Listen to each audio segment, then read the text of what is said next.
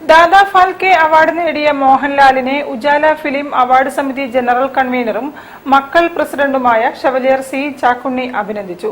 ദേശീയ അവാർഡിന് അർഹരായ വിജയരാഘവനെയും ഉർവശിയെയും അദ്ദേഹം അഭിനന്ദിച്ചു.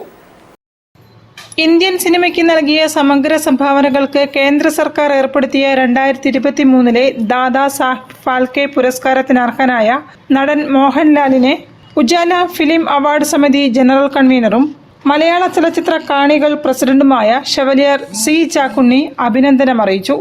ഇന്ത്യൻ സിനിമയിലെ ഏറ്റവും വലിയ ബഹുമതിയായ ഈ പുരസ്കാരം അർഹിക്കുന്ന ആൾക്ക് തന്നെ ലഭിച്ചതിലുള്ള സന്തോഷവും അദ്ദേഹം പങ്കിട്ടു.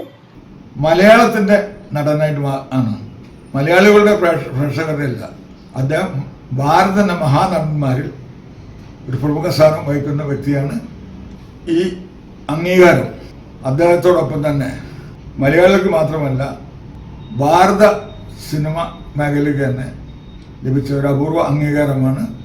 അംഗീകാരം രണ്ടാമത്തെ തവണയായിട്ട് വീണ്ടും അടൂരിന് ശേഷം വീണ്ടും കേരളത്തിൽ എത്തിച്ച അദ്ദേഹത്തിന് എല്ലാവിധ ആശംസകളും നന്മകളും നേരുന്നു. ദേശീയ അവാർഡ് നേടിയ വിജയരാഘവൻ, ഉർവശി എന്നിവരെയും അദ്ദേഹം അഭിനന്ദനമറിയിച്ചു.